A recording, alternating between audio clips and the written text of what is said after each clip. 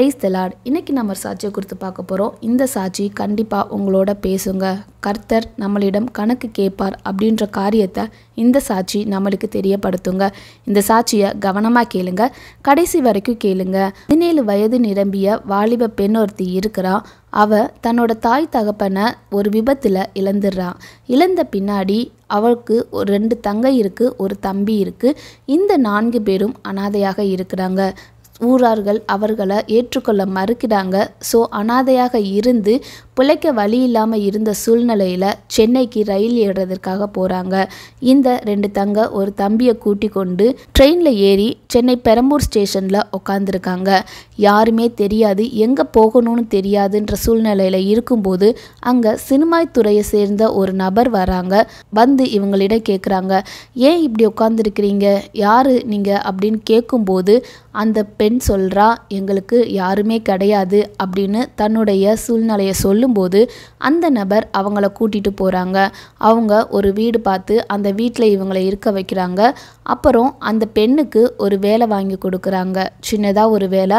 அதுக்கப்புறம் 1 மாதம் மளிகை ஜாமான் வாங்கி கொடுத்துட்டு வாரத்துக்கு 1 முறை 2 முறை அப்படின்னு சொல்லி இவங்களை வந்து பார்த்துக்கிட்டாங்க. ஸோ நல்லதாகவே இவங்களை பார்த்துக்கிட்டு இருந்த சூழ்நிலையில் இந்த பெண் கொஞ்சம் வளர்ந்து வேலை பார்த்துட்டு தன்னோட தம்பி தங்கைங்களை படிக்க வைக்கிறா. என்னதான் வேலை பார்த்தாலும் சென்னை மாநகரத்தில் இவங்களால பிழைக்க முடியாதுல.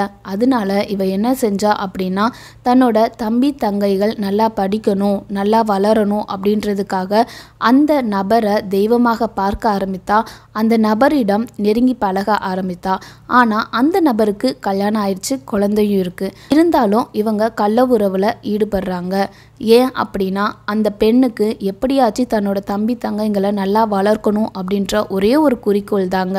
இப்படி இருக்கிற சூழ்நிலையில் அந்த நபரும் அந்த தம்பி தங்கைங்களை நல்லாவே படிக்க வைக்கிறாரு, இந்த பெண்ணையும் நல்லா பார்த்துக்கிறாரு. ஆனாலும் அந்த பெண்ணிட்ட சொல்கிறாங்க, இது கள்ள உறவுன்னு எனக்கு நல்லாவே தெரியுது, என் மனைவி கண்டிப்பாக இதை ஏற்றுக்கிற மாட்டா, ஆனால் கண்டிப்பாக நான் சொல்கிறேன், உன்னை கைவிடவே மாட்டேன் அப்படின்னு சொல்லிட்டு அந்த பெண்ணோட இருக்கிறாங்க.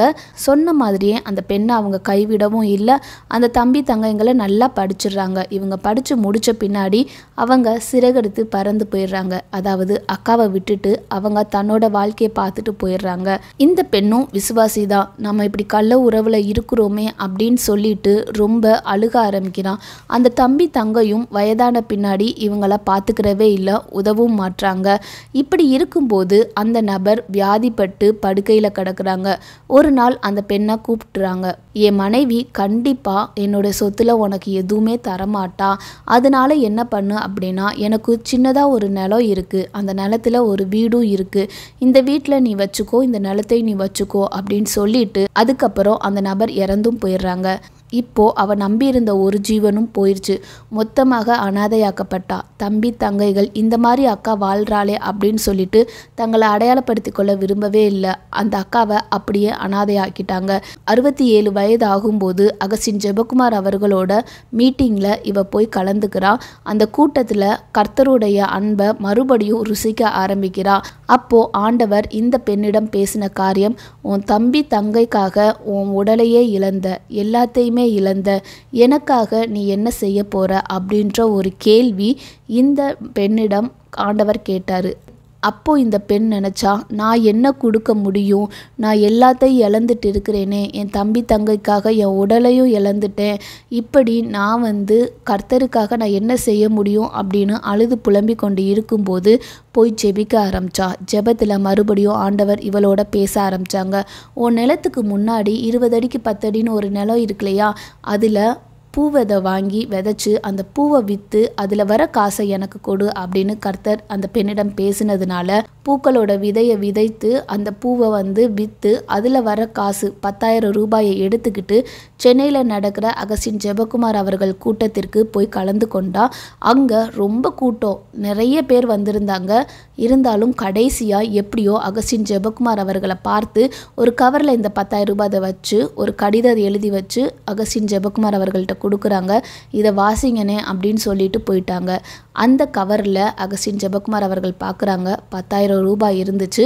அந்த கடிதத்தில் வேறு எதுவுமே எழுதலை, சொந்த காரியத்தை குறித்து அந்த பெண் எழுதலை.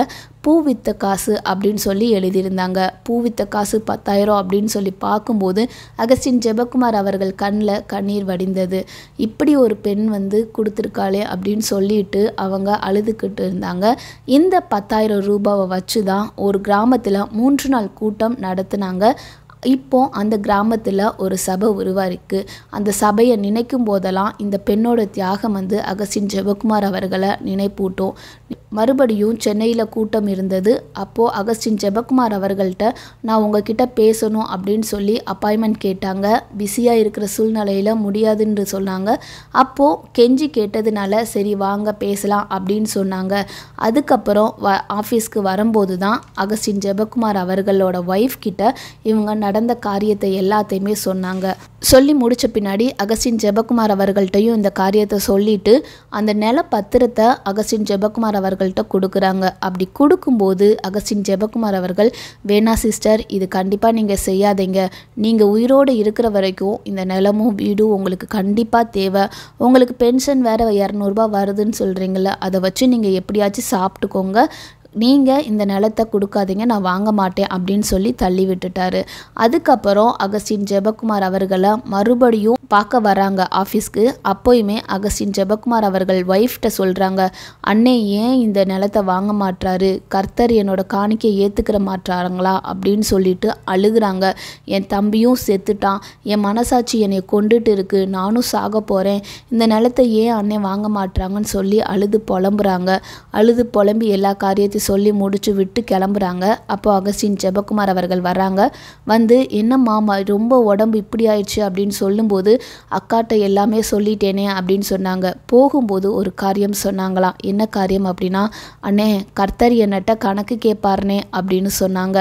ஏமா அப்படி சொல்லும்போது, என் தம்பி தங்கைக்காக நான் எல்லாத்தையுமே இழந்தேன், எனக்காக என்ன செஞ்சேன் அப்படின்னு கர்த்தர் கேட்பாருனே, நீங்கள் இந்த நிலத்தை வேற வாங்க மாட்டீங்கன்னே, நான் என்னன்னே செய்வேன் அப்படின்னு சொல்லிட்டு கையில் இருந்த 10,000 ரூபாயை எடுத்து கொடுத்து, அண்ணே இதை எதுக்காச்சும் யூஸ் பண்ணிக்கோங்கண்ணே அப்படின்னு சொல்லிட்டு அவங்க அந்த இடத்த விட்டு போகிறாங்க. இப்போது இந்த சம்பவத்தின் மூலமாக கர்த்தர் கண்டிப்பாக உங்களோட பேசியிருப்பாங்க. கர்த்தருக்காக நம்ம என்ன செஞ்சோம் நினச்சி பார்த்தா எதுவுமே இருக்காதுங்க. கர்த்தருக்காக ஏதாச்சும் செய்வோம். அந்த பெண்மணியால் முடிஞ்சது பூ வித்த காசை கொடுத்து அவங்க கர்த்தருக்காக எதையாச்சும் செய்யணும்னு சொல்லியிருந்தாங்க. அந்த 10,000 ரூபாயில் இப்போ ஒரு சபை வந்திருக்கு. உங்களால் முடிஞ்சதை கர்த்தருக்காக நீங்கள் செய்யுங்க. பணத்தின் மூலமாகவோ இல்லை ஜெபத்தின் மூலமாகவோ இல்லை போய் சுவிசேஷம் சொல்கிறதின் மூலமாகவோ கர்த்தருக்காக எதையாச்சும் நம்ம செய்வோங்க. கணக்கு கேட்குற கர்த்தர் என்ன செய்ய போகிறீங்க யோசிச்சு எதையாச்சும் கர்த்தருக்காக செய்வோம். ஆமீன். God bless you. Jesus loves you.